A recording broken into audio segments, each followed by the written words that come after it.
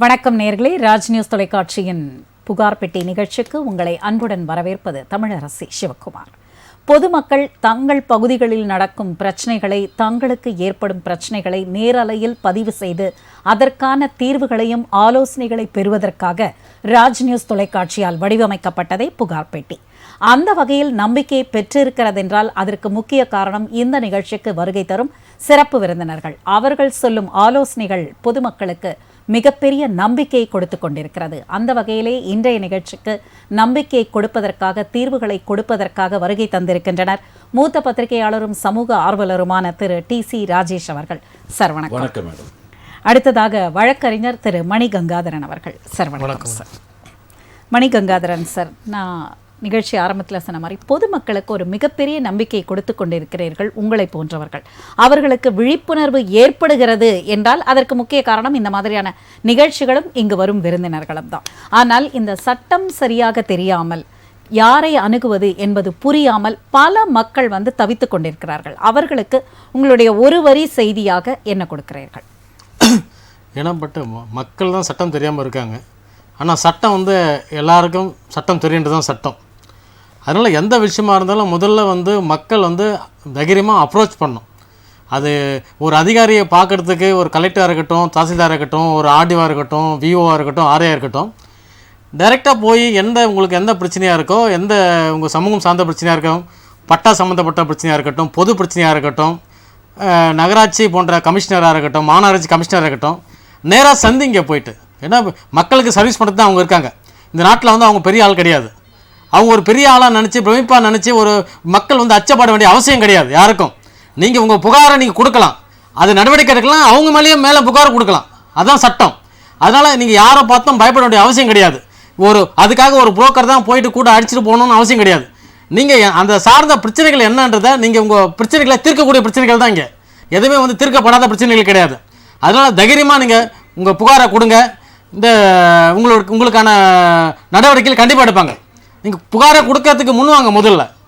நிச்சயமாங்க சார். அதாவது சட்டம் அனைவருக்கும் பொதுவானது. அது மட்டுமல்லாமல் குடிமகன் என்ற உரிமை இருக்கும் பொழுது யாருக்கும் பயப்பட வேண்டிய அவசியம் இல்லை. உங்களுடைய தைரியம்தான் மிகவும் முக்கியமானது என்று சொல்லி நிகழ்ச்சியை துவக்கி வைத்திருக்கிறார் மணி கங்காதரன் அவர்கள். காத்திருக்கும் நேயரோட புகார் என்னவென்று பார்க்கலாம். வணக்கம். புகார் பெட்டி. கிராமத்துல தாமரகரையில. உங்க பேர் என்ன சொல்லுங்க முதல்ல? கிருஷ்ணன். கிருஷ்ணன். சொல்லுங்க கிருஷ்ணன், எங்க இருந்து அழைக்கிறீங்க? பொண்ணுக்கு இந்த பூமி இருக்குதுங்க. சரி. நான் எங்க ஐயா 1970 கிரை மன்னாருங்க. சரிங்க. அப்புறம் எனக்கு உயிர் எழுதி வச்சிட்டாருங்க 2002.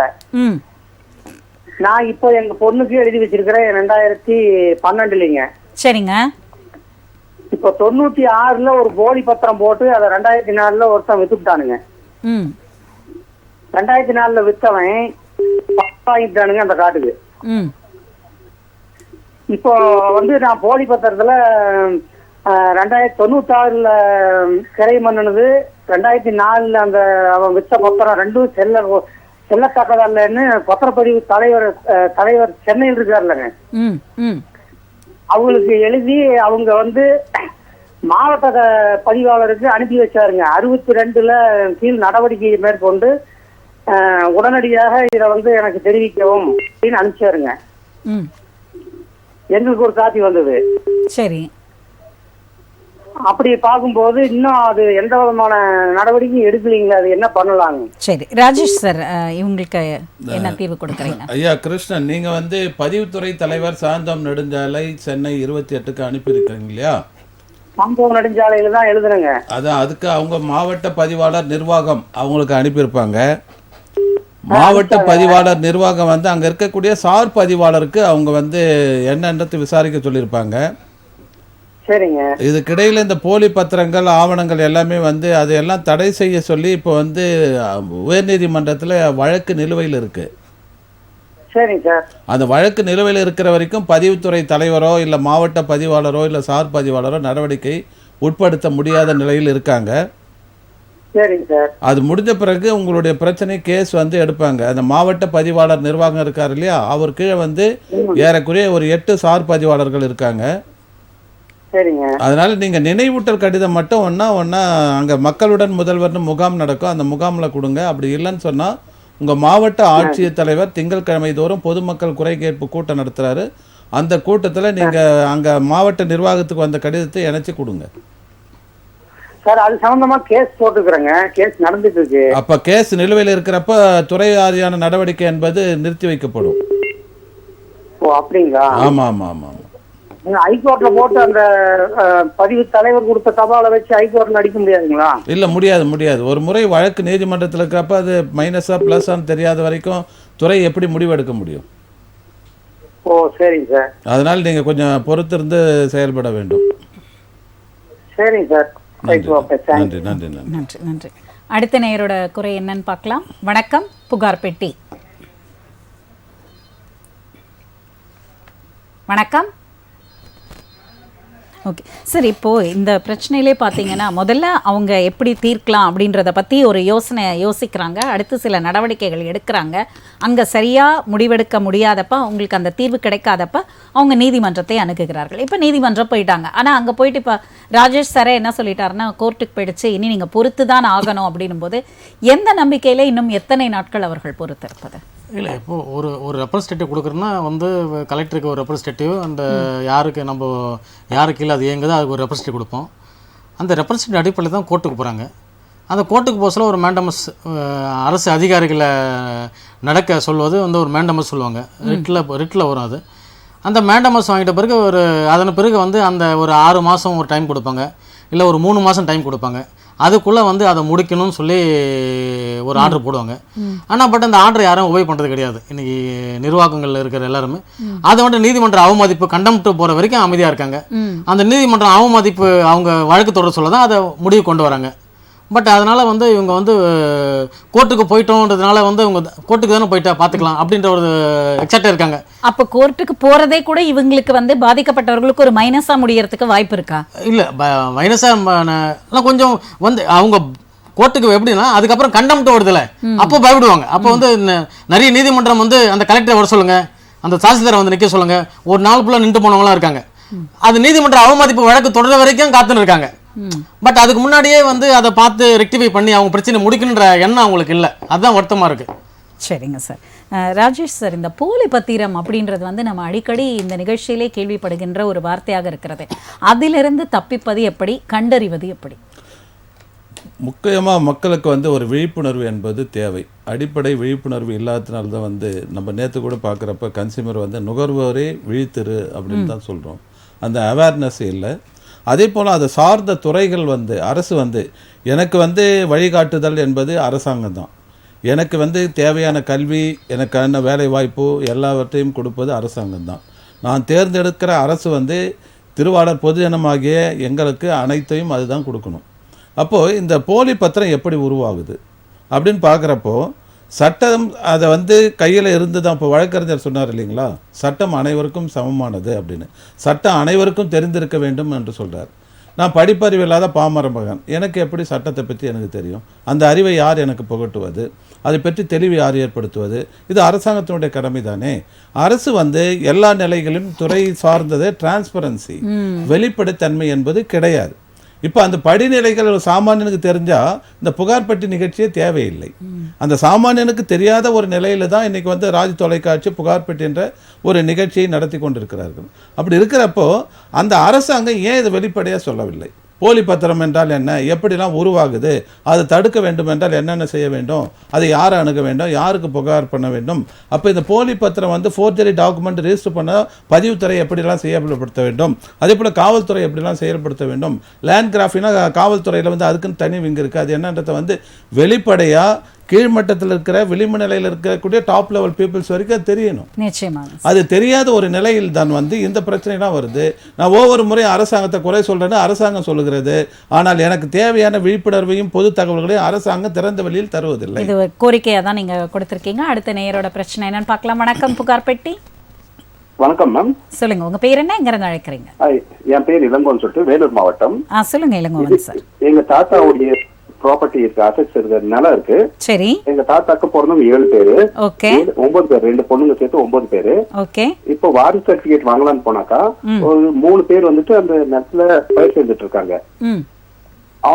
அவங்களுடைய ஆதார் கார்டு கொடுத்துட்டு இல்ல, அதனால எங்களால வாரிசு சர்டிபிகேட் வாங்க முடியல. அங்க போய் கேட்டாக்கா மொத்த பேருக்கும் ஆதார் கார்டு எடுத்துட்டு வாங்க, அப்பதான் எங்களால ப்ரொசீட் பண்ண முடியும் வாரிசு சர்டிபிகேட் கொடுத்துட்டுன்னு கேக்குறாங்க. சரி. இதுக்கு வேற வழியில நான் எப்படி வாரிசு சர்டிபிகேட் எடுக்க முடியும்? சரி, மணிகங்காதரன் சார், நீங்க அவருக்கு ஐயா வணக்கம். வணக்கம் சார். வணக்கம். இப்போ வந்து இப்போ நீங்க வந்து அவர் இறந்து எவ்வளோ நாள் ஆகுது? எங்க தாத்தா இருந்து ஒரு 20 வருஷம் ஆகுது சார். 20 வருஷம். ஓகே. இப்போ நீங்க வந்து அவரு கோர்ட்ல வழக்கு போட போறீங்களா?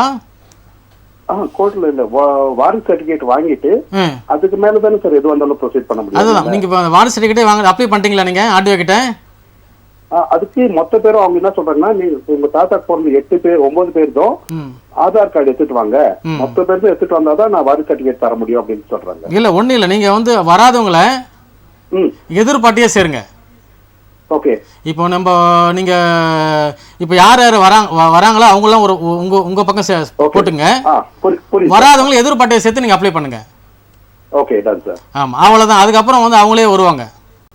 அது கோர்ட்ல அப்ளை பண்ணுமா இவங்க கிட்ட அப்ளை? இப்போ நீங்க ஆர்டிஓ கிட்டே கொடுங்க. நீங்க ஆர்டிஓ கிட்ட. ஓகே. ஆர்டிஓ விசாரணை பண்ணுவாங்க. விசாரணை பண்ணிட்டு அதுக்கப்புறம் வந்து தாசில்தார் விஓ ஆரையெல்லாம் அந்த என்கொயரி ஃபர்தரா முடிச்சிட்டு ஓகே அதன் பிறகு வந்து ஆர்டிஓவே அதை வந்து ப்ரொசீட் பண்ணுவார். அதை ஓகே சார். தேங்க்யூ. அப்புறம் இன்னொரு கொஸ்டின் சார். எங்க தாத்தாக்கு வந்துட்டு ப்ராப்பர்ட்டி சின்ன ஒரு 45-50 இடத்துல இருக்கு. சரி. அது வந்து டாக்குமெண்ட்ஸ் எல்லாம் எப்படி எடுக்கிறது என்னன்னு சொல்லிட்டு அவ்வளவு தெரியல சார். தாத்தா பேர்ல இருக்கா? பட்டா எதுனா இருக்கா? தாத்தா பேர்ல இருந்து பெரிய அண்ணா பெரியப்பா பேர் மேல பட்டா மாறி இருக்கு. சரி. இப்போ அதனால எங்களுக்கு என்ன ப்ராப்ளம் ஆகுமா, என்ன எல்லா அசெட்ஸ் கிடைக்குமா எங்களுக்கும் ஈக்குவலா? இல்ல ஒண்ணு இல்ல, இப்போ நீங்க என்ன உங்க சொத்து தாத்தா பேர்ல இருக்க சொத்து என்ன தெரிஞ்சுக்கணும் வேணுமா உங்களுக்கு? ஆமாங்க சார். சரி, நீங்க ஒண்ணு இல்ல, நீங்க ஆர்டிஓ விஓ கிட்ட போய் கேளுங்க. ஓகே. விஓ தராரா பாருங்க. ஓகே. இல்ல ஒரு ஆர்டிஐல உங்க தாத்தா பேரை போட்டு ஓகே அந்த வில்லேஜ் பஞ்சாயத்து அந்த பஞ்சாயத்துல என்னென்ன சொத்து இருக்கு, அவர் பேர்ல என்னென்ன பட்டா இருக்கு ஓகே சார் அப்படின்னு போட்டு நீங்க ஆர்டிஐல கேளுங்க. ஓகே. அவங்க அந்த டீடைல்ஸ் வந்து ஆர்டிஐ ஆக்ட் மூலம் உங்களுக்கு கொடுப்பாங்க என்னென்ன இருக்குன்னு. ஓகே. ரொம்ப தேங்க்ஸ் சார். இன்ஃபர்மேஷன் ரொம்ப யூஸ்ஃபுல்லா ஆச்சு உங்க இன்ஃபர்மேஷன். Thank you sir. நன்றி சார். நன்றி Elangovan sir. Rajesh sir, RTI அப்படின்றது ரொம்ப பிரபலமாக பேசப்படுகின்ற ஒரு வார்த்தை தான். ஆனால் அதை பற்றி ஒரு புரியாத ஒரு விஷயம் கூட நம்மளால் பொதுமக்கள் கிட்ட பார்க்க முடியுது. அதை பற்றி சொல்லுங்கள். தகவல் பெறும் உரிமை சட்டம் 2005 என்பது இந்தியாவிலே அதுவும் விளிம்பு நிலையில் இருக்கக்கூடிய சாமானிய மக்களுக்கு கிடைக்கப்பட்ட 2வது சுதந்திரம் என்றால் அது ஆழப்பெரிய ஒரு வார்த்தை. காரணம் என்னவென்றால் நம்ம வந்து 1947 ஆகஸ்ட் 15 வெள்ளைக்காரனிலிருந்து நம்ம சுதந்திரம் வாங்கினோம். ஆனால் இன்றைக்கி ஆட்சியாளர்கள் அதிகார வர்க்கத்தில் இருக்க கொள்ளைக்காரர்கள் வந்து நம்ம தப்பிக்க முடியாத நிலையில் தான் இன்றைக்கி திருவாளர் சாமானியர்கள் இருக்கிறார்கள். அதற்கு வந்து பேருதவியாக இந்த தகவல் பெறும் உரிமை சட்டம் வந்தது. ஆரம்பத்தில் வந்து நல்லா சிறப்பாக இருந்தது ஒரு 5 ஆண்டுகளுக்கு. அதன் பிறகு நம்ம கிராமத்தில் ஒரு பழமொழி சொல்லுவாங்க, வர வர மாமி கழுதை போலானால் கழுதை தேஞ்சு கட்டெரும்பானது அப்படின்ற மாதிரி. ஆனாலும் கூட இந்த அளப்பெரிய ஒரு சட்டம், இந்த சட்டம் வந்து இப்போ வழக்கறிஞர் கூட சொன்னார், நீங்கள் வந்து தகவல் பெறும் உரிமை சட்டத்தில் போடுங்க அப்படின்னு சொல்லிட்டு. இப்போ வழக்கறிஞர் சொன்ன அந்த விஷயத்துலேயே அந்த இளங்கோன் கேட்டது கூடுதல் தகவல். ஒரு 5 ஆண்டுகளுக்கு மேலாச்சுன்னு சொன்னால் இறப்பு சான்று வாங்குவதோ அல்லது வாரிசு சான்று வாங்குவதோ என்பது அதுக்கு முன்னாடி நீதிமன்றத்தை தான் போகணும். இப்போ நீதிமன்றத்தை அணுகுவது என்பது வழக்கறிஞர் இலவசமாக செய்ய மாட்டார். அவர் ஒரு பீஸ் வாங்குவார், அதுக்கான டாக்குமெண்ட்டை உருவாக்கணும், அது வந்து காலதாமதமாகும் அப்படின்ற மாதிரி. இப்போ என்ன பண்ணால் ரெவென்யூ டிவிஷனல் ஆஃபீஸர் வருவாய் கோட்டாட்சியருக்கு அந்த அதிகாரத்தை தமிழ்நாடு அரசு கொடுத்துருக்கு. அவருக்கு வந்து அவர் விண்ணப்பம் கொடுக்கணும். விண்ணப்பம் கொடுக்குறப்ப கூடுதல் ஆவணங்களை என்ன செய்யணும்னா, இறப்போ இல்லை வாரிசு சான்று வாங்கணுன்றவங்க அங்கே இருக்கக்கூடிய சார் பதிவாளர்களுக்கும் வட்டாட்சியர் அதாவது வருவாய்த்துறைக்கும் பதிவுத்துறைக்கும் அவங்க வந்து அப்ளிகேஷன் போடணும். போட்டு இந்த பதிவு இருக்கான்னு கேட்கணும். அந்த பதிவு இல்லைன்னு சொல்லிட்டு அவங்க கொடுத்தாங்கன்னா அதன் பிறகு தான் வருவாய் கோட்டாட்சியருக்கு அவங்க அப்பீல் போகணும். இப்போ வருவாய் கோட்டாட்சியர் என்ன பண்ணுவார்னா அந்த வட்டாட்சியருக்கும் அதே போல் ஆர்ஐ விஓவுக்கு என்கொயரி போட சொல்வார். அப்போ களத்தில் அவங்க போவாங்க. இந்த வகையறா யாராக இருப்பா என்னன்னு கேட்குறப்போ அங்கே கிராம உதவியாளர் இருப்பார், வில்லேஜ் அசிஸ்டண்ட், அவருக்கு தெரியும் இந்த வகையறா இவங்க அப்படின்னு. அப்போ அவங்க எல்லா பேர் எல்லாம் எடுத்து அது என்கொயரி பண்ணி அதன் பிறகு பரிந்துரை பண்ணி அனுப்புவாங்க. அந்த நிலையில் இப்போ அந்த சொத்துகள் விவரங்கள் கேட்குறேன்னு சொன்னால் ஆர்டிஐயில் கேட்டால் விஓ என்ன சொல்லுவார்னு கேட்டால், இது இன்னொருத்தருடைய சொத்தை நான் வந்து உனக்கு தகவல் தர முடியாது, இது 3ஆம் நிலை அப்படின்னு சொல்லிடுவாங்க. அப்போ அப்படி இருக்கிறப்ப அவங்க என்ன பண்ணுன்னு கேட்டால், அங்கே இருக்கக்கூடிய சார் பதிவாளர்கள் அங்கே போயிட்டு வில்லங்கத்தை அப்ளை பண்ணணும். ஒரு 50 ஆண்டுக்கு 100 ஆண்டுக்கு முன்னாடி வில்லங்கத்தை அப்ளை பண்ணணும். அந்த வில்லங்கத்தில் வந்து ஏதாவது ஒரு டாக்குமெண்ட் கிடைச்சதுன்னா அந்த டாக்குமெண்ட் அதை பேஸ் பண்ணி இவங்க வந்து தகவல் பெறும் உரிமை சட்டத்திலே போகலாம். சரிங்க சார். அடுத்த நேயரோட பிரச்சனை. வணக்கம், புகார் பெட்டி. ஹலோ, சொல்லுங்க, உங்க பேர் என்ன, எங்க இருந்து அழைக்கிறீங்க? மேடம், நான் வெங்கடேஸ்வரி, தென்காசி மாவட்டத்துல இருந்து பேசுவோம். சொல்லுங்க வெங்கடேஸ்வரி, உங்க பிரச்சனை என்ன? மேடம், எங்க இடத்துல பட்டாப்படி பாதையே இல்லை இடத்துல. பக்கத்து இடத்துக்காரங்க வந்து பாதை வேணும்னு கேக்குறாங்க. சரி. ஆமா, கோர்ட்ல கேஸ் போட்டிருக்காங்க. அவங்க டாக்குமெண்ட் கொண்டு வாங்கன்னா இது இல்ல. அதாவது என்ன செய்யலாம் மேடம்? சரி, மணிகங்காதரன் சார், நீங்க பேசுங்க வெங்கடேஸ்வரிக்கு. அம்மா வணக்கம்மா. சார், இடம் வந்து சார் கரெக்டா தான் இருக்கு சார், 11 சென்ட். சரிம்மா. ஆனா பாதை வேணும்னு சொல்லி கேக்குறாங்க. கோர்ட்ல போட்டாங்க, அங்க டாக்குமெண்ட்டும் கொடுக்கல. ஆமா, அப்புறமா அது அளக்கலுக்கு வந்து பணம் கட்டுறாங்க, அவங்க காசை கட்டியிருக்காங்க சார். சரிங்கம்மா. அளக்கணும்னு. அது என்ன சார் பண்ணலாம்? உங்க உங்க உங்க இடத்துல பாதை கேட்கறாங்களா அவங்க? ஆமா, பாதைன்னு இல்ல, ஆனா கேக்குறாங்க. சரி, அது விவசாய இடமா குடியிருப்பு பகுதியாமா சார்? அது வயல் தான், வயக்காடா இருந்த இடம் தான். சரிம்மா சரிம்மா. இப்போ ஒன்றும் இல்லைம்மா, என்னன்னா இப்போ சட்டமே வந்து எந்த இடத்தையும் வந்து அடிச்சு எதுவும் பண்ணக்கூடாது.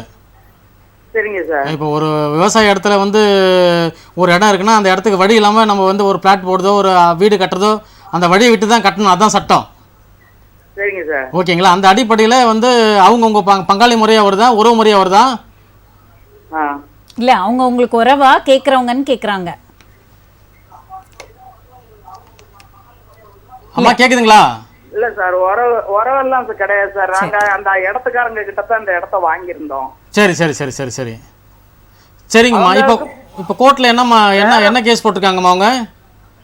அவங்க எங்களுக்கு பாதை வேணும்னு போட்டிருக்காங்க, ஆனா பாதைக்கான ரெக்கார்டு எதுவுமே இல்ல.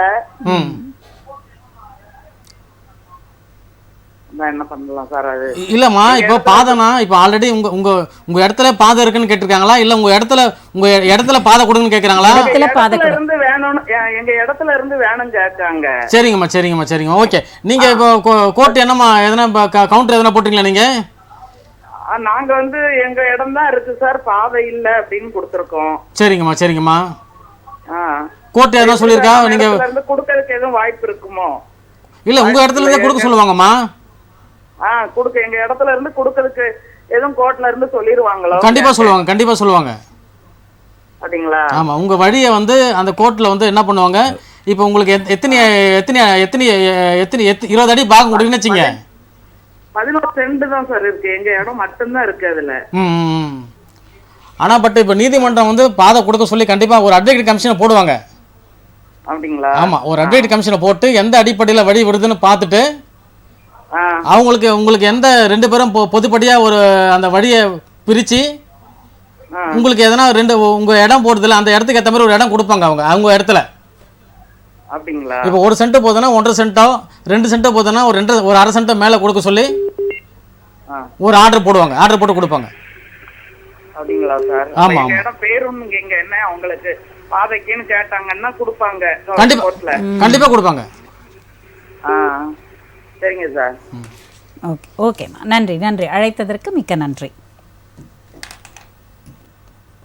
ராஜேஷ் சார், இன்னொன்று இந்த டைம் பவுண்ட் அப்படின்னு எந்த ஒரு பிரச்சனையில் மாட்டிக்கிட்டாலும் அடுத்தடுத்த லெவலில் அவங்க போயிட்டே இருக்கும்பொழுது என்னென்னா அவங்களோட அடிப்படை தேவைகளுக்காக அவங்க வேலைக்கு போயிட்டுருப்பாங்க. அதிலிருந்து மாறுபட்டு தான் அவங்க இந்த பிரச்சனைக்காக திரும்பவும் நீங்கள் சொல்கிற இந்த எல்லா இடங்களிலும் போயிட்டு அவங்களோட நேரம் வந்து வீணாகிறது.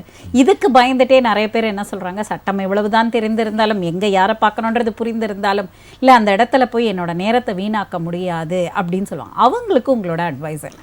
காரணம் என்னன்னு கேட்டிங்கன்னா, அந்த நிர்வாக அமைப்புகள் தான் அதுக்கு முக்கியம் எடுக்கணும். உதாரணத்துக்கு வந்து நீதிமன்றம்னு சொல்கிறோம். மாண்புமிகு நீதிமன்றத்தில் ஒரு நாளைக்கு இவ்வளோ வழக்குகள்னு அவங்க ஏற்கனவே ஷெட்யூல்டு போட்டு வைக்கிறாங்க. அந்த வழக்குகள் வந்து கூப்பிட்டு கால் ஆன் கேஸுன்னு சொல்கிறது வந்து கொடுத்து முடிச்சிருவாங்க. சிலது ட்ரையல் ஆன் போன்றப்போ இது மாதிரி இருக்குது. அப்போ அவங்க ஒரு நாளைக்கு வந்து நம்ம சரி கூப்பிடுவாங்க, போயிட்டு வந்துடலான்னு சொல்லிட்டு வருவாங்க. 9-10 மணிக்குள்ளே அவங்க கேஸ் நம்பர் வரும்னு பார்த்தா வரல, அது வந்து 3:30 மணிக்கு தான் வரும். அப்போ அதை அவங்க மேலே தவறு சொல்ல முடியாது. நிர்வாகத்தில் அந்த அளவுக்கு இருக்குது. இதில் ஓவர்லுக் பண்ணி வந்து கட்டிங் கமிஷன் கரப்ஷன் அதுவும் இருக்குது. அது ஓவர்லுக் பண்ணி போகிறவங்கள்ட்ட போனதுமே உடனே எடுத்து வச்சு முடிகிற அளவுக்கு இருக்குது. இதில் மொத்தத்தில் எல்லா தரப்புலையும் வந்து அதாவது லஞ்சம் லாவாணி இல்லாத ஒரு நிர்வாகம் இருந்தால் சாமானியனுக்கு கிடைக்க வேண்டிய அத்தனை இதுவும் நீங்கள் சொல்கிற அந்த ஸ்லாப்பில் கிடைக்கும். இல்லை என்றால் அலைக்கழிப்பு தான். அதாவது வந்து என்னுடைய அரசாங்கம், நான் தேர்ந்தெடுத்த அரசாங்கம், அவங்களுக்கு ஓட்டு போட்டிருக்கேன். என்னுடைய வரிப்பணத்தில் தான் முதலமைச்சர் முதற்கொண்டு பாரத பிரதமர்லேருந்து ஜனாதிபதியும் சம்பளம் கொடுக்குறேன். அவங்களுக்கு இதர படிகளும் கொடுக்குறேன். அவங்க ஓய்வுக்கு பிறகு அவங்களுக்கு ஃபேமிலி பென்ஷன் எல்லாமே என்னுடைய வரிப்பணத்தில் தான் கொடுக்குறேன். அப்படி கொடுத்தாலும் அந்த அரசாங்கத்தினுடைய சேவையை பெறுவதற்கு நான் ஏன் அலைக்கழிக்கப்பட வேண்டும்? நான் ஏன் வந்து அதில் வந்து திரிய வேண்டும்? அதுக்காக அந்த அலைக்கழிப்பு நிர்வாகம் வந்து எடுக்கணும். இதுதான் அவங்க சொல்கிறாங்க. அவங்களுக்கு வந்து ஏற்கனவே வந்து அரசியலமைப்பு சட்டத்தின் பிரகாரம் ஒவ்வொரு துறைக்கும் ஒதுக்கப்பட்டிருக்கு. பீப்புள் சார்ட்டுன்னு இருக்குது, மக்கள் சாசனம்னு ஒவ்வொரு துறையிலும் இருக்குது. வருவாய்த்துறையில் வந்து ஒரு இறப்பு சர்டிஃபிகேட்னா 3 நாளுக்குள்ளே கொடுக்கணுன்றது அந்த சட்டத்தில் வரையறுக்கப்பட்டிருக்கு. அந்த சட்டத்தை அமுல்படுத்த வேண்டிய திருவாளர்கள் யார்? அது வட்டாட்சியராக இருக்கலாம், கிராம நிர்வாகிகள் இருக்கலாம், ஆர்டிஓவாக இருக்கலாம், டிஆர்ஓவாக இருக்கலாம், கலெக்டர் இருக்கலாம். அவர் தான் வந்து அந்த ஹெட் ஆஃப் த டிபார்ட்மெண்ட்டுக்கு ஒரு டிஸ்ட்ரிக்ட் ஆஃபீஸர், அவர் தான் ஒரு டிஸ்ட்ரிக்ட் மேஜிஸ்ட்ரேட் அவர்.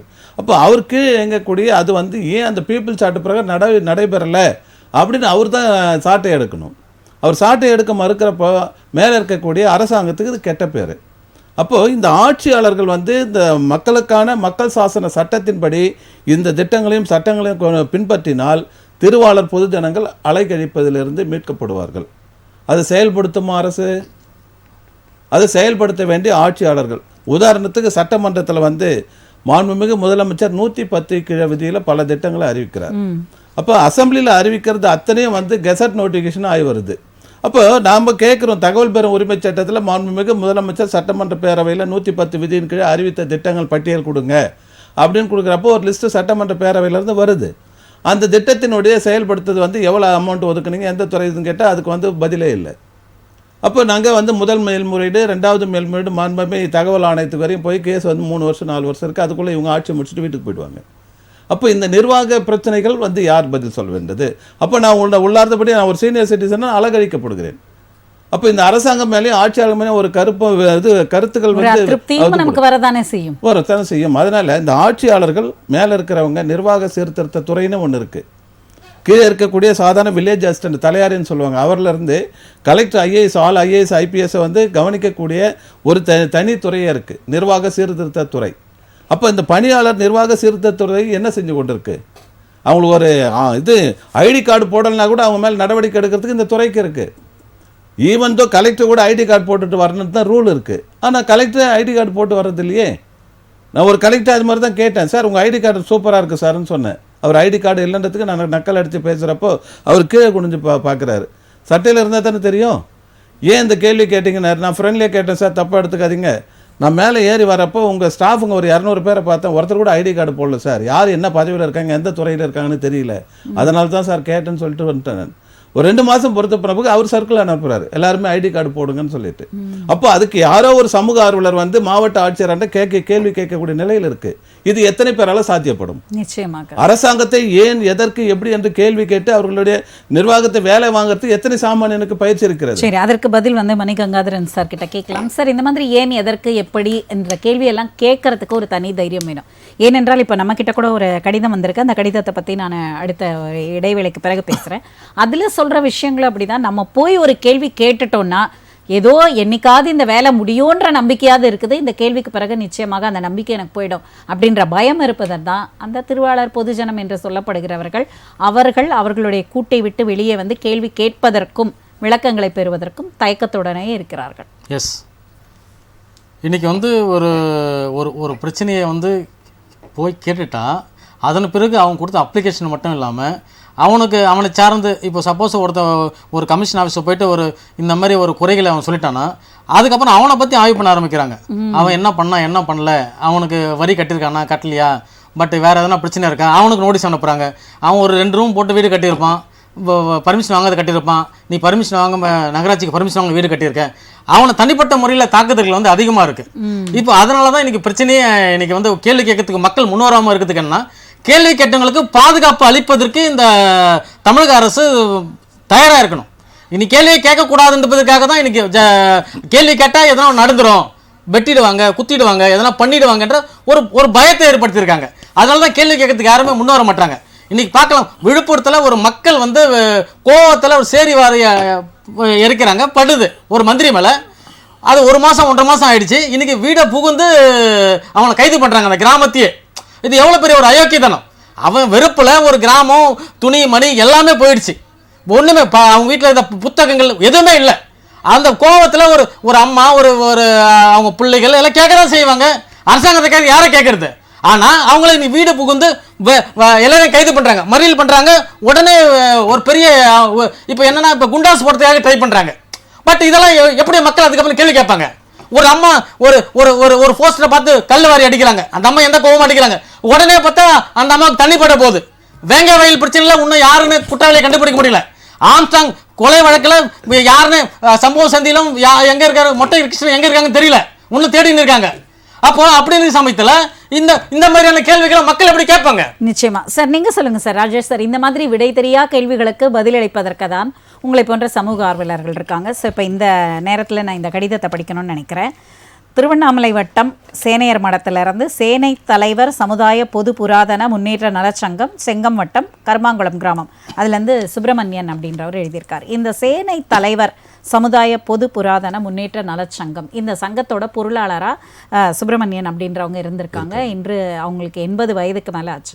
பொருளாளராக அவர் இருந்தால் கூட அவர்கிட்ட எந்த முன் அனுமதியும் பெறாமல் தலைவராக இருந்தவரும் செயலாளராக இருந்தவரும் நிறைய அந்த பில் புக்கு, டொனேஷன் புக்கு, அந்த மாதிரிலாம் நிறைய அடித்து மக்கள்கிட்ட வந்து நிறைய பணம் வசூலித்து நிறைய வந்து அவங்க தவறான செலவு பண்ணியிருக்காங்க அந்த பணத்தெல்லாம் பொதுமக்கள். அது ஒரு பக்கம் இருக்கட்டும். இன்னொரு பக்கம் பார்த்தீங்கன்னா, இந்த சங்கத்தை ரெஜிஸ்டர் பண்ணுறதுக்காக என்னோட கை காசு ஒரு 35,000 ரூபாய் நான் செலவு பண்ணியிருக்கேன். அப்புறம் அன்னதான திட்டத்தில் அவங்க நிறைய முறைகேடு பண்ணியிருக்காங்க. இந்த மாதிரியான விஷயங்கள்லாம் நிறைய நடந்திருக்கு. ஸோ ஊர் பணத்தையும் எடுத்து அவங்க செலவு பண்ணிட்டாங்க, என் பணத்தையும் செலவு பண்ணிட்டாங்க, இன்னும் அந்த மாதிரியே பண்ணிகிட்டே இருக்காங்க. இப்போ இதற்கெல்லாம் முடிவு எங்கே? ஏன்னா நான் நிறைய இடத்துல வருவாய் கோட்ட அலுவலர் திருவண்ணாமலையில் ஆரம்பித்து எல்லாருக்குமே நான் அனுப்பியிருக்கேன். எனக்கு எங்கேயுமே ஒரு தீர்வு கிடைக்கல. அதனால தான் நான் ஃபைனல் டெஸ்டினேஷன் அப்படின்ற மாதிரி புகார் பெட்டிக்கு நான் என்னோட கடிதத்தை அனுப்பியிருக்கேன் அப்படின்னு சொல்லிட்டு சுப்பிரமணியம் லெட்டர் போட்டிருக்காங்க. சுப்பிரமணியம் உண்மையிலே நம்பிக்கை நட்சத்திரம், ஒரு மூத்த குடிமகன். அவருக்கு பெரிய சல்யூட்டை நம்ம பண்ணணும். காரணம் என்னன்னு மேடம், இது வந்து இந்த அதாவது சொசைட்டி ரெஜிஸ்ட்ரேஷன் ஆக்ட்னு இருக்கு, சங்க பதிவு சட்டம் 1975 சொல்லிட்டு, அதன் பிரகாரம் இந்த சங்க பதிவின் கீழே இது செயல்படலை அப்படின்ற மாதிரி ஒரு புகாரை வந்து அங்கே இருக்கக்கூடிய மாவட்ட பதிவாளருக்கு ஒரு புகார் அனுப்பலாம். அப்படியே அவர் புகார் நடவடிக்கை எடுக்கலன்னா மாவட்ட ஆட்சியருக்கு திங்கட்கிழமை முகாமில் கொடுக்கலாம். அதுக்கும் நடவடிக்கை இல்லைன்னு சொன்னால் பதிவுத்துறை தலைவர் அவங்களுக்கு இவங்க நடவடிக்கைலாம். டிஐஜின்னு ஒருத்தர் இருக்காங்க, டிப்டி இன்ஸ்பெக்டர் ஜெனரல் ஆஃப் ரெஜிஸ்ட்ரேஷன்னு. அப்போ அந்த பதிவுத்துறை தலைவர் தான் வந்து அந்த மாவட்ட பதிவாளர் தான் பொதுக்குழு கூட்டுறதுக்கும் செயற்குழு கூட்டுறதுக்கும் வரவு செலவு கணக்கு ஆடிட்டிங் கமிட்டி அந்த பைலால கொடுத்துருக்கிற குறிக்கோள் செயல்படலை அப்படின்றத அதை கலைக்கிறதுக்கும் நிர்வாகிகளை மாற்றி அமைக்கிற அதிகாரம் அவருக்கு இருக்கு. அதுக்கு வந்து அங்கே வந்து அவர் பதிவுத்துறை சட்டத்தின் ஒருவேளை அந்த சங்க பதிவுங்கிற அவங்க ரெனியூவல் பண்ணாமல் கூட விட்டுருக்கலாம். ரெனியூவல் பண்ணாமல் விட்டு ஆட்டோமேட்டிக்காக காலாவதி ஆகிடும். அப்போ வந்து டைரெக்டாக அவங்க வந்து காவல்துறையிலே புகார் பண்ணலாம். அது கிரைம் அஃபென்ஸ் ஆகுது. அதனால அவர் அந்த படிநிலைக்கு போகலாம். அவருடைய செல் நம்பர் இருந்துச்சுன்னா நம்ம கூப்பிட்டு அவருக்கு விரிவாக சொல்லலாம். ஏன்னா கொஞ்சம் கூடுதலாக விரிவாக பேச வேண்டிய நிகழ்வு. நிச்சயமாங்க சார். அடுத்த நேயர். வணக்கம், புகார் பெட்டி. வணக்கம். மேடம் வணக்கம் மேடம். உங்க பேர் என்ன, எங்க இருந்து அழைக்கிறீங்க? தினகரன், வேலூர் மேடம். சொல்லுங்க தினகரன் சார், உங்களோட பிரச்சனை என்ன? வலி தான் மேடம் பிரச்சனை. அதாவது மதர் டாக்குமெண்ட்ல வந்துட்டு வலி இருக்கு. வழி வழி மதர் டாக்குமெண்ட்ல வழி இருக்கு. பட் அது என்ன பண்ணிருக்காங்கன்னா நெக்ஸ்ட் டாக்குமெண்ட் சேல் பண்ணும்போது அந்த வழி இல்லைன்னு சொல்ற மாதிரி மறைச்சிட்டு டாக்குமெண்ட் பண்ணிக்கலாம். எக்ஸாம்பிள் வந்துட்டு ஒரு 5 ஏக்கரா விற்கிறாங்க அப்படின்னா அதுல வந்து ஒரு 5 சென்ட் வந்துட்டு வழிக்காக விட்டுட்டு விற்கிறாங்க. சரி. இன்னொருத்தர் விற்கும் போது அத வழியோட சேர்த்து 5 ஏக்கராவும் வந்து சேல் பண்ணிடுறாங்க. ஓகே. ஸோ அது வந்துட்டு நெக்ஸ்ட் 2-3 பேர் டிரான்சாக்ஷன் ஆயிட்டு இருக்குது. இப்போ வந்துட்டு வழி வந்துட்டு ஒரு 50 வருஷமா அந்த வழி போயிட்டு வந்துட்டு தான் இருக்குது. ஆனா டாக்குமெண்ட் இல்ல. செகண்ட் டிரான்சாக்ஷன் ஆகும்போது வழி இல்லாம டிரான்சாக்ஷன் ஆயிட்டு இருக்கு. சரி. ஸோ இந்த கேஸ்ல வந்து இப்போ ரீசெண்டா வந்து என்ன பண்றாங்கன்னா கரண்ட் டாக்குமெண்ட்ல என்ன இருக்கோ அதுதான் வந்துட்டு செல்லும், மதர் டாக்குமெண்ட் செல்லாது அப்படின்ற மாதிரி பண்ணிட்டு இருக்காங்க. சரிங்க சார். ஸோ இதுக்கு சொல்யூஷன் சொல்லுங்க ராஜேஷ் சார் கிட்ட சொல்லுங்க. தினகரன், நீங்க வந்து அந்த பொது வழி என்பது விவசாயிக்கு வேளாண்மைக்கு பயன்படுத்துறதுக்கு வண்டி பாதைன்னு ஏற்கனவே எஃப்எம் கட்சியில் இருக்கும். இல்ல சார், அதுல வந்து என்ன பண்ணிருக்காங்கன்னா சப்டிவிஷன் பண்ண காணும். அது வந்து 1969 வந்துட்டு நிலத்தை வந்துட்டு வாங்கி வித்திருக்காங்க, ஒருத்தருக்கு வழி ஒதுக்கின்னு வித்திருக்காங்க. இல்ல, நீங்க சொன்னதை நான் அண்டர்ஸ்டாண்ட் பண்ணிட்டேன். நான் சொல்ற பதில வாங்கிட்டு அப்புறம் நீங்க பேசுனீங்கன்னா நல்லா இருக்கும். Okay sir. அதாவது எப்பயுமே வேளாண்மை பொருட்கள் இடுபொருட்களை எடுத்து செல்வதற்கும் அங்கிருந்து விளைந்தக்கூடிய வேளாண்மை பொருட்களை கொண்டு வருவதற்கும் அங்கே வந்து பொதுவாக வந்து வண்டி பாதைன்னு ஒன்று இருக்கணும், தடம்னு ஒன்று இருக்கணும். அப்படி இல்லைன்னு சொன்னாலும் கூட இந்த வேளாண்மை வந்து கடந்த 100 ஆண்டுகளாக 150 ஆண்டுகளாக இந்த வேளாண்மை பொருட்கள் எப்படி இருபொருட்கள் கொண்டு போயிருப்பாங்க. இன்னொருத்தருடைய நிலத்தில் போகிறப்ப அப்ஜெக்ஷன் பண்ணுவாங்க, என் வரப்பில் நடக்காதியான்னு சொல்லுவாங்க. அப்படி இருக்கிறப்ப வந்து இது வந்து காலங்காலமாக இருக்கிறதுனால இதுக்கு வந்து முடிவெடுக்கக்கூடிய அதிகாரம் வந்து அங்கே இருக்கக்கூடிய வட்டாட்சியருக்கு தான். இது மாதிரி பொது பாதை இல்லை, வண்டி பாதையும் இல்லை, எங்களுக்கு வந்து ஏற்படுத்தி கொடுங்கன்னு சொன்னால் இந்த டாக்குமெண்ட் மதர் டாக்குமெண்ட் செல்லாதுன்னு சொல்கிறது சட்டப்பிரகாரம் தப்பு. அது ஒரு மதர் டாக்குமெண்ட் தான் அதனுடைய பயோகிராஃபியை சொல்லக்கூடியது. அது என்ன வகைப்பாடாக இருந்தது, எப்படி இருந்தது, அது யார் கை மாறி வந்தது அப்படின்றதுனால. அதனால் நீங்கள் வருவாய் கோட்டாட்சியருக்கு நீங்கள் மேல்முறையீடு பண்ணுங்க தோழர். ஓகே. வருவாய் கோட்டாட்சியர் நிலையில் நீங்கள் பண்ணீங்கன்னா அங்கே வந்து ஆர்டிஓ கோர்ட்டுன்னு ஒன்று செயல்படுது. ஓகே. யாருக்கு என்ன ப்ரேயர் தேவையோ அந்த ப்ரேயருக்கு நீங்கள் கொடுத்தீங்கன்னா அவங்க என்ன பண்ணுவோம், கன்சர்ன் தாசில்தார் அங்கே இருக்கக்கூடிய விஏஓ விஏஓன்ட்டு தான் உங்கள் கிராமத்தினுடைய கணக்குகள் எல்லாம் இருக்குது. ஒரு கிராமத்தில் வந்து குறைந்தபட்சம் கிராம நிர்வாக அலுவலர்ன்ற 22 வகையான கணக்கு இருக்குது, பதிவேடுகள். அதில் வந்து அந்த கிராமத்தில் வந்து எந்த இடத்துல பொது வழி இருக்குது, எந்த இடத்துல வந்து குளம் இருக்குது, குட்டை இருக்குது, எந்த இடத்துல வண்டி பாதை இருக்குது, வேளாண் பொருட்கள் எங்கே இருக்குது, என்ன ஏதுன்றது அத்தனை விவரங்களும் அவர் கையில் தான் கணக்கு இருக்குது. அதனால் ஆர்டிஓ கோர்ட்டுக்கு நீங்கள் அப்பீல் போகிறப்போ வருவாய் கோட்டாட்சியர் அந்த கணக்கெல்லாம் எடுத்து வர சொல்லி யார் பாதிக்கப்பட்டாங்களோ அவங்களோ பாதிப்பு யாரால் ஏற்படுதோ 2 தரப்பையும் கூப்பிட்டு வச்சு ஆவணங்களை வெரிஃபை பண்ணி ஒரு வேளை எதுவுமே இல்லைன்னு சொன்னால் கூட வருவாய் கோட்டாட்சியர் கன்சர்ன் தாசில்தாருக்கு பீஸ் கமிட்டி, அதாவது வந்து சமாதான கூட்டம் ஏற்பாடு பண்ணி அது பிரச்சனை கிராமத்துக்குள்ளே பெருசாகாத அளவுக்கு பண்ணுவாங்க. ஓகே. அதுக்கு நீங்கள் முதல் கட்டமாக வர திங்கட்கிழமை மாவட்ட ஆட்சியர் பொதுமக்கள் குறை கேட்பு கூட்டத்தில் நீங்கள் பொதுவான மனுவை கொடுங்க. அவங்க கன்சர்ன் தாசில்தார் ஆர்டிஓக்கு ரெஃபர் பண்ணுவாங்க. நீங்கள் அதிலிருந்து ஸ்டார்ட் பண்ணலாம். சரிங்க சார். ஓகே. ஆக்சுவலி இது வந்து லாஸ்ட் 3 இயரா வந்து ப்ராசஸ் ஆயிட்டு இருக்கு சார். அதனாலதான் எதுவும் சொல்யூஷனும் கிடைக்கல. நாங்க இல்ல புகார் பெட்டிக்கு நீங்க வந்து அழைப்புல வந்து நீங்க வந்து உங்களோட பிரச்சனையை சொல்லியிருக்கீங்க. நிச்சயமா அவரும் உங்களுக்கு வந்து தீர்வுகள் சொல்லியிருக்காங்க, ஆலோசனைகள் சொல்லியிருக்காங்க. நிச்சயமா தீர்வு கிடைக்கும். மணிகங்காதரன் சார், நம்ம பிரேக்குக்கு முன்னாடி போகும்பொழுது 2-3 நேயர்கள் பதிவு செஞ்ச பிரச்சனை என்னன்னா, நான் இடம் வாங்கிட்டேன், இன்னொருத்தர் வந்து இது என்னோட வழி, உன்னோட இடத்துலேருந்து கொஞ்சம் கொடுன்னு கேட்குறாரு. இன்னொருத்தர் பதிவு பண்ணது என்னென்னா, அது ஒரு பெரிய இடம், நாங்கள் எல்லாருமே மொத்தமாக வாங்கிட்டேன், இப்போ அந்த வழி விடுறது ஒரு பெரிய பிரச்சனை. ஸோ வழி இல்லாமல் தவிக்கும் அவர்களுக்கு உங்களுடைய வழி என்ன? இன்றைக்கி வந்து பார்த்தோன்னா ஒவ்வொரு இடமும் வந்து பார்த்தோன்னா விவசாய இடமா இருந்திருக்கும், அதன் பிறகு தான் குடியிருப்பாக மாறி இருக்காங்க. அப்படி மாற சொல்ல விவசாய இடமா இருக்க சொல்ல வரப்பு இருந்திருக்கும், வண்டிகள் போகிறதுக்காக மட்டுமே வண்டி பாதை வழியாக இருந்திருக்கும். ஆனால் பட் அந்த ஒரு காலகட்டத்தில் அந்த குடியிருப்பாக மாற சொல்ல சார், அந்த அதாவது நீங்கள் குறுக்கிடுவதற்கு மன்னிக்கும், ஏன்னா அது வரப்பாக இருந்திருக்கு, வயல் நிலம்னு சொல்கிறீங்க. அந்த வயல் நிலத்தை விற்றதுக்கு அப்புறம் தான் யார் யார் வாங்கியிருக்காங்க, யாருக்கு எவ்வளோ, அந்த பிரச்சனைக்கு தான் அவங்களுக்கு எல்லாருக்குமே வழி தெரியாமல் இருக்குது. ஓகே. பட் அது யார் வாங்கினாலும் சரி, வழியை மடக்கிட்டு வழியை பிளாக் பண்ணிட்டு அடுத்த கட்டத்தை நோக்கி போக முடியாது. அது சட்டம் இடம் கொடுக்கல. சப்போஸ் நீங்கள் அப்ரூவ்டாக வாங்கி வீடு மனைகள் பிரிவுகளாக போட்டால் கூட நடுவில் இடம் இருக்குன்னா அதுக்கு வழி விட்டு தான் போடணும். அதுதான் சட்டம். நான் வாங்கிட்டேன் அதனால வந்து இந்த இது நான் பண்ணிடுவேன், ஃபுல்லாக பிளாக் பண்ணிடுவேன்னா பண்ண முடியாது. 5 சென்ட் நான் வாங்கிட்டேன், 5 சென்ட்டுக்கு நான் பைசா கொடுத்துட்டேன், 5 சென்ட் என் பேர்ல இருக்கு, இப்ப நான் ஏன் நான் வழி கொடுக்கணும்னு கேக்குறேன். பட் நீங்க அப்ரூவ்டு, நீங்க இது வந்து தனிப்பட்ட முறையில் இருக்கிறவங்க பிரச்சனை கிடையாது. நீங்க அப்ரூவ்டா நீங்க அப்ரூவ்டுக்கு போக சொல்ல, மற்ற வேற எதனா வகை மாற்றம் பண்ண சொல்ல, அதுக்கான அந்த வழிகள் இருந்தால் மட்டும்தான் உங்களுக்கு கிடைக்கும். ஓகே. சப்போஸ் நீங்கள் ஒரு அப்ரூவ்டு கொடுங்க, சிஎம்டியில் ஒரு அப்ரூவ்டுக்கு நான் அப்ளை பண்ணுறேன், ஒரு 10 ஏக்கரா சுற்றி வாங்கிட்டேன், நடுவில் ஒரு 2 ஏக்கரா மாட்டிக்கிச்சு, நான் வந்து வழி விடாமல் அதுக்கு அந்த சிஎம்டி என்ன பண்ண அதுக்கு வழி விட்டால் மட்டும்தான் உங்களுக்கு அப்ரூவ்டே கிடைக்கும். அதுக்கான கிரவுண்டு, அதுக்கான பார்க்கு, அதுக்கான இப்போ எவ்வளோ டென்சிட்டியாக இருக்குது, 30 அடி, பிரதான சாலை 40 அடி, நீங்கள் அதெல்லாம் விட்டால் தான் கிடைக்குமே தவிர நீங்கள் வெறுமனே நீங்கள் வந்து நான் வாங்கிட்டேன் ஃபுல்லாக பெஞ்சிங் போட்டோன்னா முடியாது. அது சட்டம் இடம் கொடுக்காது. பட் ஊரில் இன்னமும் என்ன நினச்சிருக்காங்க, நான் வாங்கிட்டேன் வழி விட மாட்டேன், அது கோர்ட் வரையும் போகுது. கடைசியில் ஒரு 5 வருஷம் 6 வருஷம் கழிச்சு கோர்ட் என்ன பண்ணோம், அவங்களுக்கு வழி விடு அப்படின்னு கோர்ட்டு வழியை அவங்க முதலே விட்டு ஆமாம் விட்டுருக்கலாம். பட் அதில் பார்த்தோன்னா 2-3 பேர் இருக்க மாட்டாங்க, போயிட்டு இருப்பான். அதில் 2 கத்தி சண்டையாக இருக்கான், ஒருத்தன் கொலையில் இருப்பான், ஒருத்தன் ஜெயிலில் இருப்பான். பட் இதெல்லாம் வந்து ஒரு தொடர்ச்சியாக நடக்கின்ற விஷயங்கள் தான். ஃபஸ்ட்டு என்னென்னா மக்கள் பொறுத்தவரைக்கும் இதில் எது நமக்கு நம்ம என்ன பண்ண முடியும், என்ன பண்ண முடியாதுன்னு தெளிவாக தெரிஞ்சுக்கணும். பட் வழினா இப்போ நிறைய பேர் என்ன பண்ணுவாங்க, ஒரு கிவன் டேக். சப்போஸ் அந்த இடத்த பங்காளிக்குள்ளே இருக்கிற இடத்த வேற ஒருத்தர் வாங்கிட்டு இருப்பாங்க. அப்போ அங்கே ஒரு பெரிய ரைசிங்காக வரும் பிரச்சனை. அப்போ என்னன்னா நான் வாங்கிட்டேன், நான் கெரிய மாட்டேன், விட மாட்டேன்னு சொல்லுவாங்க. பட் அதை வந்து அப்படி போக அப்படி தேர்ட் பார்ட்டி வாங்க சொல்ல அது பிரச்சனைக்கு வேற இன்னும் ரைசிங் பெருசாகும். இங்கே பங்காளிக்குள்ளே இருக்கிற சொல்ல சண்டைகள் பெருசாகாது, தேர்ட் பர்சன் வர சொல்ல சண்டைகள் பெருசாக போகிறது. சரிங்க சார், அடுத்த நேயரோட பிரச்சனை என்னன்னு பார்க்கலாம். வணக்கம், புகார் பெட்டி. வணக்கம். எங்க பேர் ஆனந்தி, நாங்க திருவண்ணாமலை மாவட்டத்திலிருந்து பேசுறோம். சொல்லுங்க ஆனந்தி, உங்க பிரச்சனை என்ன? எங்க பொண்ணு கல்யாணத்துக்காக பத்திரிக்கை எடுத்து போயிருந்தோம், ஆக்சிடென்ட் ஆச்சு. ஒரு வயசு ஒரு 62 வயசு இருக்கும்.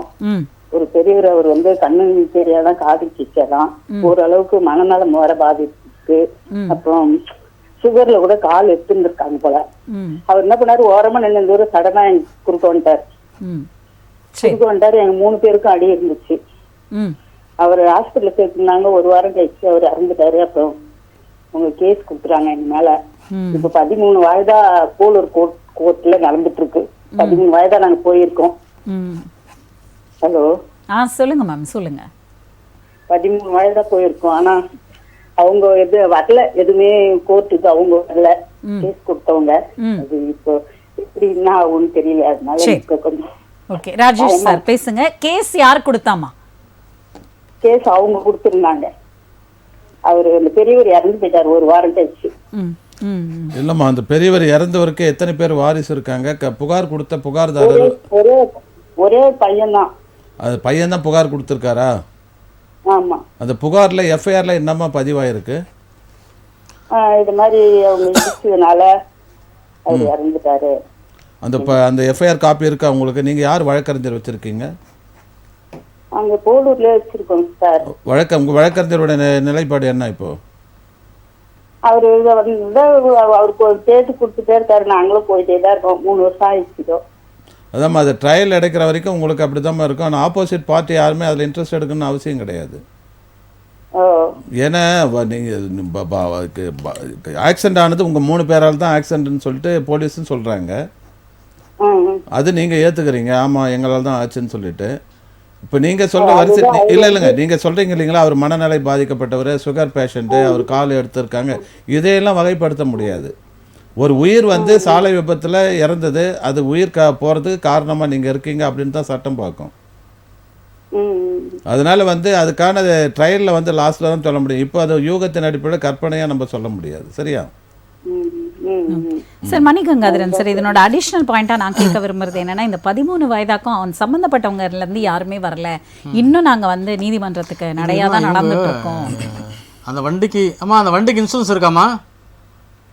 இல்லைங்க சார். அதான் பிரச்சனை. வண்டிக்கு இன்சூரன்ஸ் இருந்தால் இன்சூரன்ஸ்காரன் பார்த்துருப்பான்.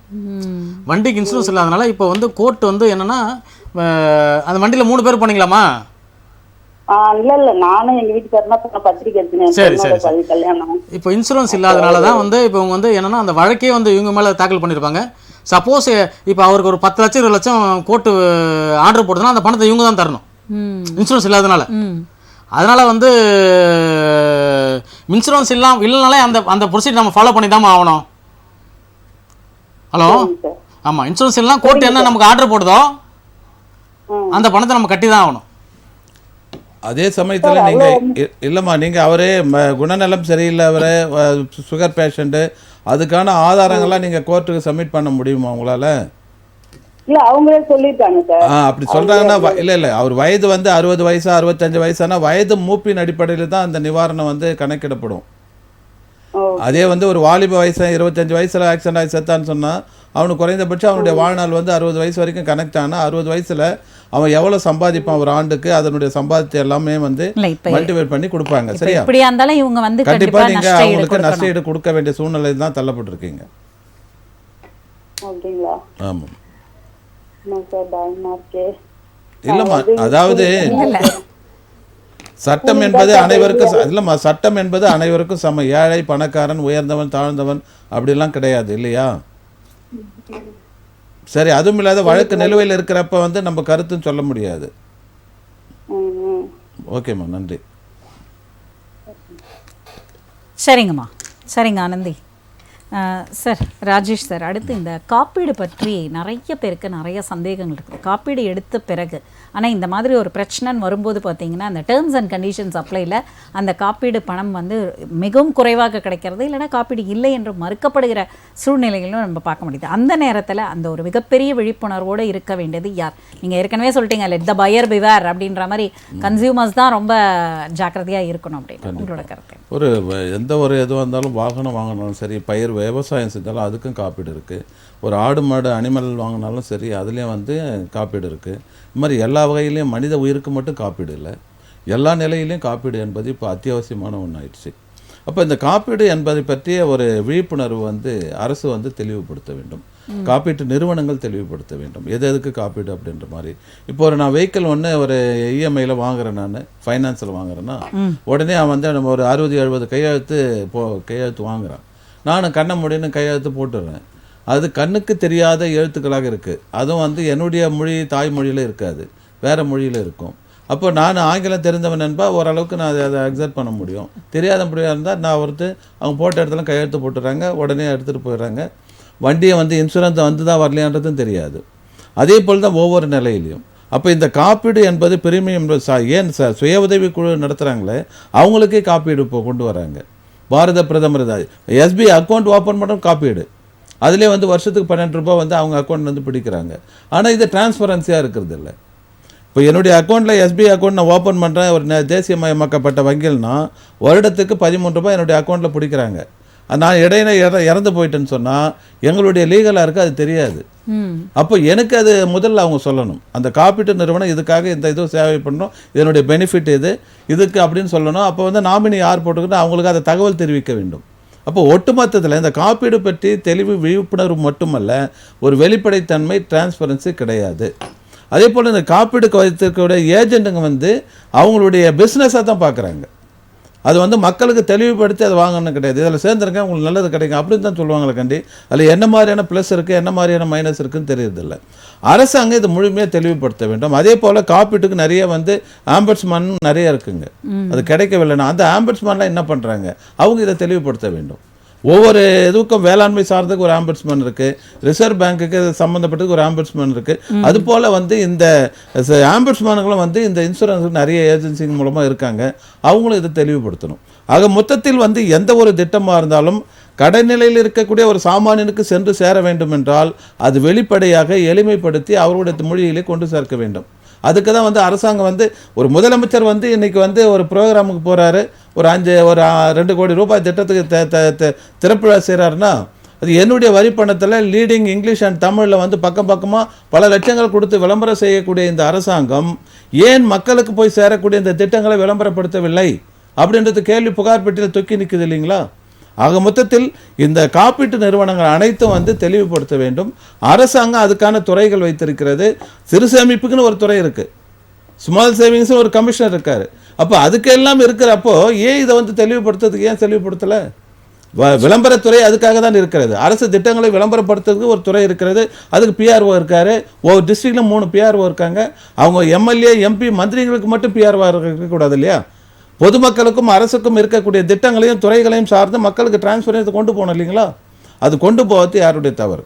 நிச்சயமாக சார், இந்த ஒரு கேள்வி தொக்கி நிற்கிறதுன்னு நீங்களே அப்படியே முடிச்சிருக்கீங்க.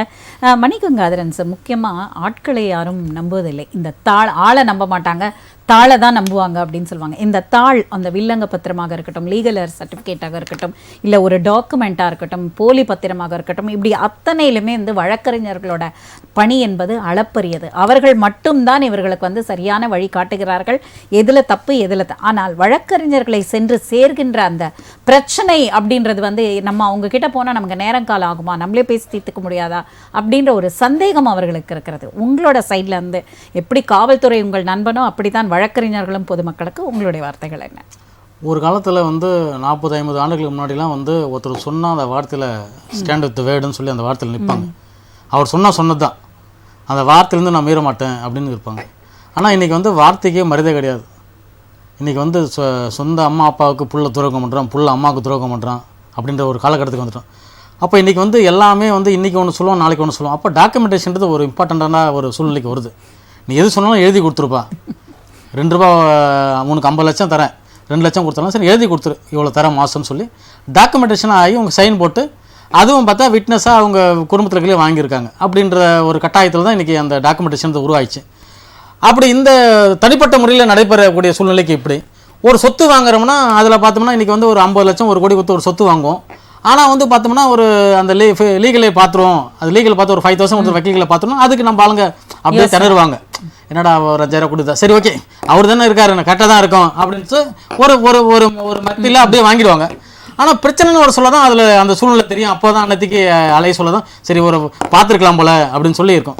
இப்போ இன்றைக்கி என்ன ஒரு பிரச்சனைனா, ஒரு டாக்குமெண்டேஷன் ஆகிருக்கும் ஒரு சொத்து, அவங்க லீகல் 4 பேர் இருப்பாங்க, ஆனால் ஒரு லீகல் மட்டும் தான் அதில் டாக்குமெண்டேஷன் பண்ணியிருப்பாங்க. அவன் ஒருத்தன் மட்டும் சொத்தை விற்றுருப்பான், அந்த 3 பேர் யாருன்னு தெரிஞ்சிருக்காது. அதுக்கப்புறம் ஒரு பிரச்சனை ஒரு சொல்ல தான் 3 பேர் இருக்காங்கன்னு தெரியும். அப்போது ஒரு பிரச்சனை பெருசாக பூதாகரமாக உருவாகும். அப்போ நீங்கள் முதல்ல நீங்கள் அந்த ஒரு சொத்தை வாங்குறீங்கன்னா அந்த ஏரியாவில் போயிட்டு அவங்க அந்த விஓ கிட்ட நம்ம விசாரிக்கிறதோட அந்த தெருவில் போயிட்டு விசாரிச்சாலே சொல்லிடுவோம், பாதி பேர் இவங்க கூட போனவங்க எத்தனை பேர் இந்த சொத்து உண்மையான இவங்க சொத்தா, இது லேஅவுட் பிரிக்காத சொத்துக்கு சொல்கிறேன், பூர்வீகமான சொத்துக்கு.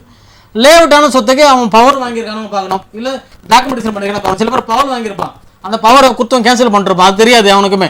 ஆனால் இவன் பாட்டு வித்துனே இருப்பான். அப்படி ஒரு ஃப்ராட்லண்ட்டாக இருக்குது.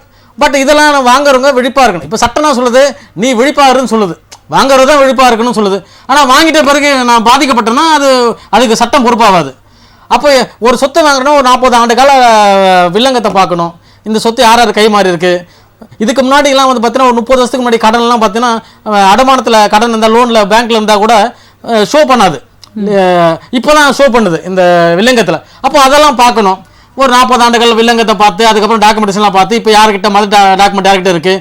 சப்போஸ் டாக்குமெண்ட் மிஸ் ஆயிடுச்சுன்னு சொல்லியிருப்பான், ஆனால் நம்ம கிட்ட போய் சொல்லுவான், ஆனால் டாக்குமெண்ட் வச்சு எங்கேயோ ஒரு தனிநபர் கிட்ட ஒரு 5 லட்சம் 10 லட்சம் வாங்கியிருப்பான்.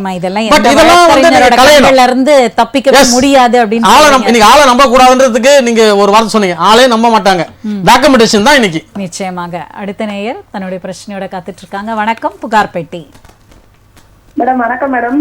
பேர் என்னம்மா? தேன்மொழி மேம். தேன்மொழி, எங்க இருந்து கூப்பிடுறீங்க? செங்கல்பட்டு மாவட்டம் மேடம். நேற்று உங்ககிட்ட பேசிட்டு இருந்தேன் மேம். சொல்லுங்க தேன்மொழி. மேடம் இன்னொரு ப்ராப்ளம் மேடம், அந்த சரவம்பாக்கம் கூட்ரோடு அப்படின்றத பத்தி பேசியிருந்தேன் மேம். ஆமா, புகார் பெட்டி நிகழ்ச்சியில கூட உங்களுக்கு வாழ்த்துக்கள் தெரிவிச்சோமே மேடம். சொல்லுங்க மேடம். அது சரவம்பாக்கம்ன்றது அது ஊராட்சி மேடம். அதனுடைய ஜங்ஷன் தான் அந்த 4 பக்கம் ஜங்ஷனு. ஓகே. அதுல கடைங்க நிறைய பெரிய ஆளுங்க கடைங்களை கட்டி வாடகை விட்டு இருக்காங்க மேம். ஓகே. ஆனா எங்க ஏரியா எல்லாம் பாத்தீங்கன்னா எஸ்சி பில்டப் அதிகமான ஏரியா. ஆனா எஸ்சிக்கு கடை வாடகை விட மாட்டோம் அப்படின்னு சொல்றாங்க மேம். இப்ப நானே தனியா ஒரு கடை வைக்கலாம் அப்படின்னா எங்க ஏரியாவில எனக்கும் கடைக்கு வாடகை கிடைக்க மாட்டேங்குது. இருங்க, மணி கங்காதரன் சார் உங்ககிட்ட பேசுவார். அவர் தான் சொன்னாரு டாக்குமெண்ட் தான் பதில் பேசுவோம். இன்னைக்கு நீங்க அப்படிலாம் யாருமே சொல்ல முடியாதுமா, அப்படின்னு யாரும் சொல்ல முடியாது. ஓகேங்களா? நீங்க அப்படிதான் சொல்றாங்க, நீங்க சொல்றீங்க சொல்ல முடியாது. நீங்க ஒரு புகாரா நீங்க கொடுங்கம்மா, நீங்க அவங்க மேல ஆதிதிராவிட நலத்துறையில ஒரு புகாரா கொடுங்க. ஆமா, நீங்க முதல்ல மாவட்ட ஆட்சித்தலைவர் ஒரு புகாரா கொடுங்க. அவங்க யாருமா அவங்க உங்ககிட்ட சொன்னதுக்கான ரெக்கார்டு இருக்கா, எதனா எவிடன்ஸ் இருக்கா? எங்க ஊராட்சி, ஆனா எங்க எஸ்சி பகுதியில எங்க ஊராட்சி சேர்ந்தவங்க யாருமே எங்க கடை வச்சே இல்ல சார். சரிம்மா. ஒரு 2 பேரும் ஒரு தள்ளு வண்டியில வச்சிருக்காங்க. அதையும் அதர் கம்யூனிட்டி ஆளுங்க கிட்ட எல்லாம் கமிஷன் வாங்கிட்டு அவங்களே வைக்க விடாம டார்ச்சர் பண்றாங்க. ம் ம் ம் அதனால எனக்கு அந்த அந்த இது இருந்தாலும் என்னாலயும் அங்க வந்து அணுக முடியல சார். அதான் எப்படி எப்படி ஸ்டெப் கொண்டு போகணும் அப்படின்றது. நீங்க ஒன்றும் இல்லைம்மா, நீங்க மாவட்ட ஆட்சித்தலைவர்களை ஒரு புகாரா கொடுங்கம்மா. சார் ஆமா, இந்த மாதிரி வந்து ஒரு தொடர்ச்சியா இப்படி பண்ணிட்டு இருக்காங்க, இதனால வந்து பெரிய பாதிப்பு ஏற்படுது, இது செட்டில்கேஷன்றதுனால இப்படி பண்றாங்கன்னு சொல்லி மாவட்ட ஆட்சியர்களை ஒரு புகாரா கொடுங்க. சார் அவங்க நாங்க இது மாதிரி கம்ப்ளைண்ட் கொடுத்தா அவங்க செல்வாக்க வச்சு உள்ள இருக்கிற லோக்கல் பாடிகளை வச்சு மிரட்டுறாங்களே சார். நீங்க புகார கொடுத்தீங்களா? இல்ல அவங்க ஏற்கனவே அங்க இருக்கிறவங்க அது அனுபவத்துல நான் சொல்றேன் சார். இல்லம்மா, நீங்க அனுபவத்துல சொல்றதோடமா, நீங்க மாவட்ட ஆதிதிராவிட நலத்துறை இருக்கு, மாநில ஆதிதிராவிட நலத்துறை இருக்கு, மத்திய மத்திய மத்திய அரசாங்கத்துடைய மாநில SC ST கமிஷன் இருக்கு. அம்மா இதெல்லாம் இருக்குமா, நீங்க உங்களை யாரும் எதுவும் பண்ற முடியாதுமா. அப்படி இந்த காலத்துல நீங்க பயப்படுறீங்கன்னா அது நீங்க பயப்படக்கூடாது. சரிங்க சார். நீங்க ஏன் பயப்படுறீங்க? நீங்க புகார கொடுங்க, நீங்க மாவட்ட ஆட்சித்தலைவர் புகார கொடுங்க முதல்ல. சரிங்க சார். அவர் ஒரு என்கொயரிங் போடுவார், அது உண்மையா இருக்கா இல்லையான்னு சொல்லி ஒரு என்கொயரிங் போடுவார், அதை அவர் ரிப்போர்ட் வாங்குவார். தேன்மொழி மேடத்துக்கு கூடுதலாக ஒரு தகவல் என்னன்னு கேட்டிங்கன்னா, அதாவது வந்து ஜனநாயகத்தில் சட்டத்தின் முன்பு அனைவரும் சமம். அதன் பிறகு வந்து இவங்க உயர்ந்த ஜாதி தாழ்ந்த ஜாதி என்பது இல்லை. தமிழ்நாடு அரசு பாடநூலில் முதல் பக்கமே சொல்வது வந்து தீண்டாமை என்பது கொடும் செயல், பாவம் அப்படிலாம் சொல்லியிருக்காங்க. அதனால் நீங்கள் வந்து அந்த பகுதியில் வந்து கடை வைப்பதற்கு உங்களுக்கு உரிமை இருக்கிறது, வியாபாரம் செய்வதற்கு உரிமை இருக்கிறது. அதே போல் உங்களுடைய உரிமையை வந்து யாரும் தடுக்க முடியாது. அதுக்கு உங்களுக்கு பாதுகாக்க வேண்டியது தமிழ்நாடு அரசாங்கமே வந்து மாநில SC ST கமிஷன்னு ஒன்று வச்சுருக்கு. அது வந்து LLA பில்டிங் அண்ணா சாலையில் இயங்குது. அதுக்கு வந்து ஹைகோர்ட்டு ரிட்டையர்டு நீதிபதி ஒருத்தர் கமிஷன் தலைவராக இருக்கார். அதே போல் சாஸ்திரி பவன் நுங்கம்பாக்கத்தில் அங்கே ஒரு நேஷ்னல் SC கமிஷன் இருக்குது, தேசிய தாழ்த்தப்பட்டோர் ஆணையன்னு. அது வந்து மாநில அலுவலகம் அங்கே இருக்குது, அதுக்கு ஒரு இயக்குனர் இருக்கார். இது தவிர சென்னை எழிலகத்தில் வந்து இயக்குனர் ஆதி திராவிடர் மற்றும் பழங்குடியினர் நல இயக்ககம் இருக்குது.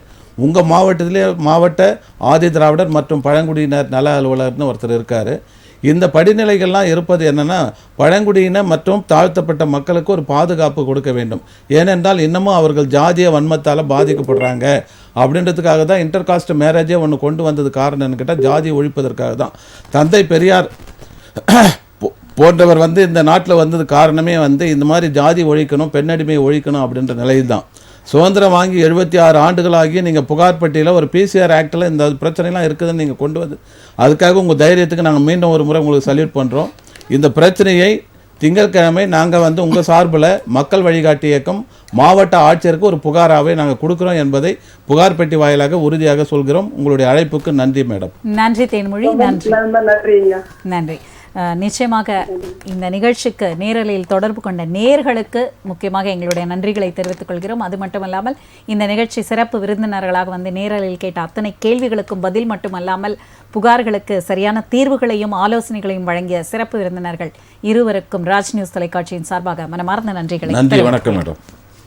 நேயர்களே, மீண்டும் அடுத்த நிகழ்ச்சியில் உங்களை சந்திக்கும் வரை நன்றி கூறி விடைபெறுவது தமிழரசி சிவகுமார்.